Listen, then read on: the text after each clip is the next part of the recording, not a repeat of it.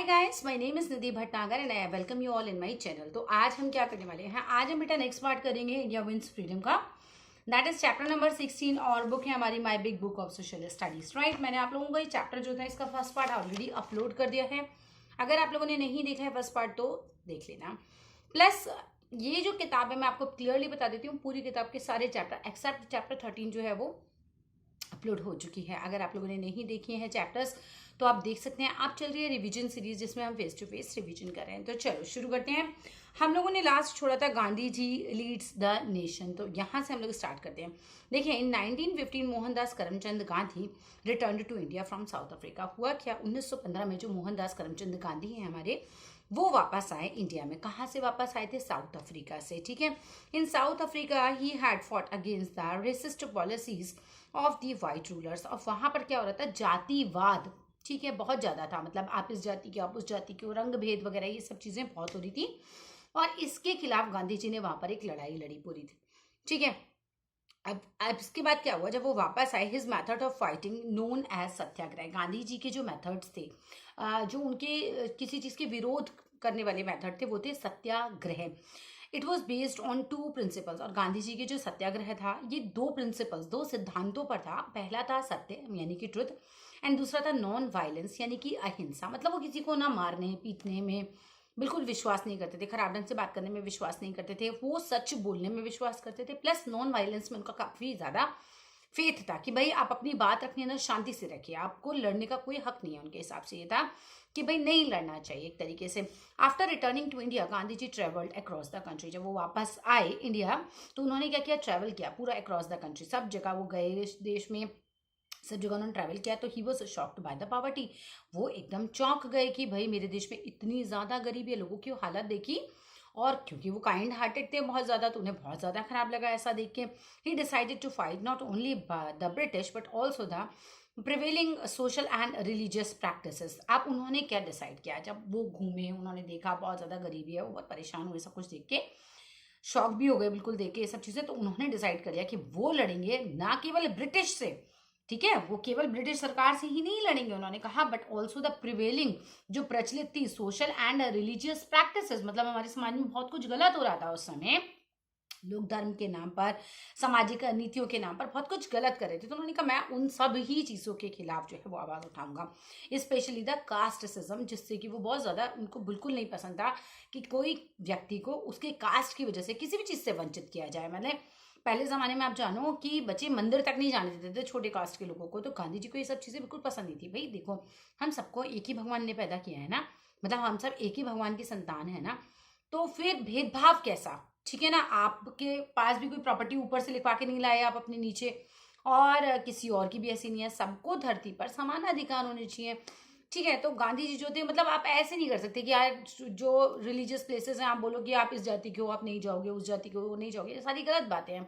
सबको समान अधिकार है। So he asked people not to obey the unjust laws of the government. उन्होंने लोगों से कहा कि भाई देखो, जो कानून गलत है, अनजस्ट है, आप उस पर कुछ भी नहीं करोगे, मतलब आप उसको मत मानो, डिसोबे कर दो। लड़ना नहीं है, ठीक है, आप वो बोल रहे किसी को मारना पीटना नहीं है, लेकिन अगर आपको लग रहा है ये लॉ गलत है तो आप इसके खिलाफ सिर्फ क्या कीजिए, आप उसको ओबे मत कीजिए उनके लॉस को। अब एक क्या हुआ, जलियांवाला बाग हत्याकांड हुआ था। ठीक है, जलियांवाला बाग मैस्कर, मैस्कर मतलब हत्याकांड हुआ। क्या हुआ? ऑन 13 अप्रैल 1999 में एक public meeting was held at Jallianwala Bagh in Amritsar. एक अमृतसर में जगह है जो पंजाब में, वहां पर एक पब्लिक मीटिंग बुलाई गई। ठीक है, कब बुलाई गई बहुत इंपॉर्टेंट है, 13 अप्रैल 1919 में बुलाई गई। अब क्या हुआ, जनरल डायर जो था केम हियर, वो वहां पर आया and ordered his soldier to fire at the crowd. उसने अपने सोल्जर्स को ऑर्डर दिया कि आप क्राउड पे क्या करो, गोलियां चला दो। जो जो भीड़ है ना, अंधाधुंध गोलियां चला दी गई। There is no god higher than truth. Mahatma Gandhi ji ने क्या कहा है, यहाँ पर नीचे कोट दी हुई है कि there is no god higher than truth, सच से बड़ा कोई भगवान नहीं है। खैर, हम वापस आ जाते हैं अपने जनरल डायर वाले किस्से पर। अब hundreds of people were killed and thousands were injured. भाई 100 लोग इसमें मर गए और थाउजेंड्स जो लोग थे वो इसमें घायल हो गए। The country was shocked by this incident. अब जो लोग थे वो बहुत ज्यादा चौंक गए। जब ऐसा इंसिडेंट होगा तो ऑब्वियसली बात है, लोग जो होंगे उनको समझ ही नहीं आएगा कि आप इतना, मतलब इतना बड़ा नरसंहार, इतने सारे लोगों को आप कैसे मार सकते हो, इतना अमानवीय कोई हो कैसे सकता है। कि भीड़ है, उसमें बच्चे भी हैं, उसमें बूढ़े भी हैं, बीमार भी होंगे, मतलब हर तरीके के लोग हैं, और अंधाधुंध जनरल डायर ने ऑर्डर दिया अपने सोल्जर्स को और गोलियां चला दी गई। तो इतना बड़ा हत्याकांड किया हुआ था। The country was shocked by this incident. All national leader protested strongly against this cruel act. तो जितने भी नेशनल हमारे लीडर्स थे उन्होंने इस क्रूअल एक्ट, क्रूअल ही था ना, बहुत ही गंदा एक्ट था, तो इसके खिलाफ जो थे वो बिल्कुल स्ट्रांगली इसको अपोज किया कि बिल्कुल बहुत ही गलत था, बहुत ही गंदा कांड था ये एक्चुअली। अब यहाँ पर आ जाइए, फिर नॉन कोऑपरेटिव मूवमेंट चला। नॉन कोऑपरेशन मूवमेंट में क्या होता था कि इसमें गांधी जी ने क्या कहा कि आप अंग्रेजों को किसी भी तरीके से कॉपरेट मत कीजिए, इनकी कोई भी चीज मत खरीदिए, इनका कोई भी बात मत मानिए, मतलब एक तरीके से कॉपरेशन बंद कर दीजिए, ठीक है। इन 1920, ये जलियांवाला बाग हत्याकांड के बाद की बात है, मतलब गांधी जी का अपना एक तरीका था ये कि गांधी जी मारने के बदले मारना भी तो विश्वास नहीं करते थे, तो उन्होंने कहा कॉपरेट मत करो इन लोगों को यहाँ पर। तो in 1920 Gandhi ji launch the non cooperation movement. He asked people to disobey laws. उन्होंने लोगों से कहा कि आप जिनके कानून हैं उसको मत मानिए, डिसोबे कर दीजिए, लेकिन पीसफुली, बिल्कुल साफ लिखा हुआ है पीसफुली, शांति से। बट इन चोरा चोरी क्या हुआ, उत्तर प्रदेश में एक चोरा चोरी कांड हुआ। Some people set fire to a police station and 22 policeman died. कुछ लोगों ने क्या किया, भी देखो सब लोग गांधी जी को बहुत लोग फॉलो करते थे, लेकिन कुछ लोग ऐसे भी थे जिन्होंने उनकी ये बात नहीं मानी और क्या किया, 22 पुलिस वालों का हत्या कर दी, ठीक है। ये चोरा चोरी जगह है उत्तर प्रदेश की जहां पर ये पुलिस वालों को मार दिया गया। अब क्या हुआ, गांधी जी तो बिल्कुल अगेंस्ट थे वायलेंस के। अब आपने 22 लोग मार दिए, तो गांधी जी को तो बिल्कुल समझ नहीं आया, यार ये तो बहुत गलत है, मैं उनसे मना कर रहा हूँ मारने के लिए, आप अपने ही लोगों के आप भी मार रहे हो। गांधी जी के हिसाब से अगर आप भी मार रहे हो और वो भी मार रहे हो तो हमें फर्क क्या रह गया। तो वो इस तरीके की थोड़ी थिंकिंग थी उनकी। तो Gandhi ji was against violence and withdraw his movement immediately. अब उन्होंने कहा कि मैंने आपके सपोर्ट में ये जो नॉन कॉपरेशन मूवमेंट चलाया था ना, अब मैं से विड्रॉ करता हूँ, ठीक है। ये विड्रॉ के leader such as Rajendra Prasad, Sardar Vallabh Bhai Patel, Sarojini Naidu, C Rajagopalachari, Maulana Azad, Chittaranjan Das, Motilal Nehru, Jawaharlal Nehru participated actively in non cooperation movement. इन सारे लीडर्स ने साथ दिया था गांधी जी का नॉन कॉपरेशन मूवमेंट में, मतलब इन सब ने भी लोगों को गए होंगे, समझाया होगा, है ना, जगह जगह जाके भाषण दिए होंगे कि भाई आप ऐसा कीजिए ऐसा कीजिए। तो हर लीडर ने इनका, इतने सारे लीडर्स ने काफी साथ दिया था इसमें। अब आया एक साइमन कमीशन। अब ये साइमन कमीशन क्या है, the law and order situation in the country was getting out of control. आप समझो कि देखो यहाँ 22 पुलिस वाले हमारे हिंदुस्तानियों ने भी मार दिया अंग्रेजों के, उधर अंग्रेज हमें मार रहे हैं, तो लॉ एंड ऑर्डर एक तरीके से बिल्कुल खराब हो चुका था, बहुत ज्यादा ही आउट ऑफ कंट्रोल हो गया था। तो the law and order situation in the country was getting out of control. The government decided to make some changes. तो गवर्नमेंट ने सोचा भाई कुछ तो करना पड़ेगा, ऐसे तो चलेगा नहीं, ठीक है। तो उन्होंने चेंजेस किया एंड अपॉइंट किया साइमन कमीशन, ठीक है। क्या अपॉइंट किया, Simon commission.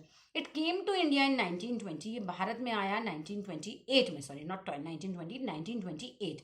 As there was no Indian member in it, the Congress decided to boycott it. अब साइमन कमीशन समझ लो लोगों का ग्रुप था, ऐसा समझ लो अभी एक, ठीक है, वो ग्रुप आया। अब वो ग्रुप काफी चीजें डिसाइड करता लॉ एंड ऑर्डर की, लेकिन अब हुआ क्या कि कांग्रेस ने देखा भैया ये साइमन कमीशन जो आप लाए हो, इस साइमन कमीशन में हमारे भारतीयों का तो मतलब कोई है ही नहीं, है ना। हमारे भारत में आप कुछ भी ला रहे हो अगर, तो उसमें भारतीय तो शामिल होने चाहिए ना, तो भारतीय थे ही नहीं।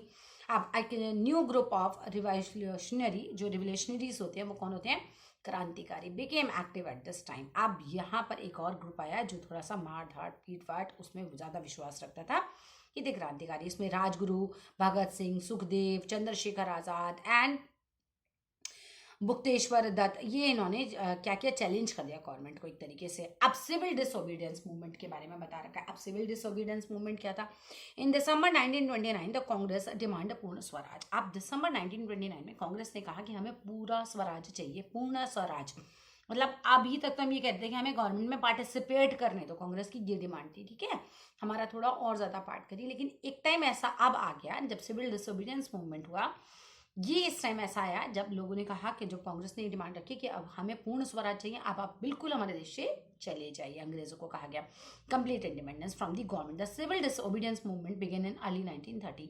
सिविल डिसोबीडियंस मूवमेंट जो स्टार्ट हुआ वो हुआ 1930 में under the leadership of Gandhi ji, ठीक है। गांधी जी वापस देखो एक्टिव आ गए यहाँ पर 1930 में, ठीक है। अब क्या होता है, under this leadership, sorry, the movement began with the Dandi march. और ये सिविल डिसोबीडियंस मूवमेंट स्टार्ट होता है डांडी मार्च से, ठीक है, गांधी जी के द्वारा। अब Indians were not allowed to make salt. अब क्या हुआ, ये सब है क्या एक्चुअली, तो भारतीय जो थे ना उन्हें अलाउ नहीं किया जाता था सॉल्ट बनाने के लिए, नमक बनाने के लिए, which is a very basic thing, ठीक है, लाइफ जीने के लिए। अब क्या होगा, Gandhi ji and his followers walk to from Sabarmati Ashram. Gandhi जी और उसके जो उनके जो फॉलोअर्स थे, ठीक है, जो लोग उन पर विश्वास करते थे, जो उनका साथ देते थे, ये लोग सब क्या हुआ, ये लोग साबरमती आश्रम की तरफ गए इन अहमदाबाद टू डांडी नियर सूरत तक गए, ठीक है। उन्होंने वॉक किया फ्रॉम साबरमती आश्रम, साबरमती आश्रम से जो कि अहमदाबाद में है, और कहाँ तक गए, डांडी जो कि नियर सूरत है, यहाँ तक ये लोग सब वॉक करके गए थे, ठीक है, along the coast of Gujarat. और ये कैसे वॉक करके गए थे, जो समुद्र था उसके किनारे किनारे ऐसे यहाँ से वॉक करते हुए निकले थे। Here Gandhi ji made salt, और यहाँ पर गांधी जी ने बनाया नमक। ब्रिटिश ने कहा नहीं बनाओगे, और गांधी जी ने उनका ये कानून तोड़ दिया, and broke the salt law. यहाँ पर उन्होंने सॉल्ट लॉ तोड़ दिया। The movement soon spread in other parts of India, और गांधी जी ने चलाया था भाई, तो ये मूवमेंट तो फैलना ही था, ठीक है। गांधी जी को बहुत लोग फॉलो करते थे उस समय, तो गांधी जी ने जो मूवमेंट चलाया, अब ये मूवमेंट जो था वो स्प्रेड हो गया, फैल गया सब जगह, यानी कि लोगों ने नमक बनाना स्टार्ट कर दिया ब्रिटिश गवर्नमेंट के खिलाफ। ब्रिटिश गवर्नमेंट कहती है हम सॉल्ट नहीं बनाएंगे, उन्होंने हम तो बनाएंगे, कर लो जो करना है, ठीक है, ये सब चल रहा था। अब आया क्विट इंडिया मूवमेंट, बहुत इंटरेस्टिंग चैप्टर लगता है मुझे। क्विट इंडिया मूवमेंट में क्या हुआ, इन अगस्त 1942 गांधी जी ने स्टार्ट किया quit India movement, that is Bharat छोड़ो आंदोलन, ठीक है, गांधी जी ने चलाया था भारत छोड़ो आंदोलन। The British government was asked to quit India, British government से कहा गया कि आप भारत को छोड़ दीजिए। गांधी जी ने कहा पीपल डू और डाई, या तो करो या तो मरो, मारो नहीं कह रहे हैं, या तो करो या तो मरो, right, in their attempt to throw the British out of the country. तो उन्होंने कहा कि भाई ये मेरा अटेम्प्ट है कि ब्रिटिश को हमें देश से बाहर निकालना है, तो या तो आपको करना पड़ेगा, नहीं तो आपको मरना पड़ेगा, करो या मरो, नहीं तो मतलब इनका आप ऐसे ही इनकी नौकरी करते रह जाओगे, ठीक है।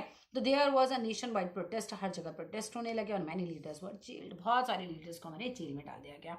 अब इंडियन नेशनल आर्मी की बात करें तो Subhash Chandra Bose was the leader of Indian National Army. तो INA की फुल फॉर्म लिखने के लिए आ सकती है, तो इंडियन नेशनल आर्मी। तो इसके लीडर कौन थे, ये क्या है, ये भी एक ग्रुप था।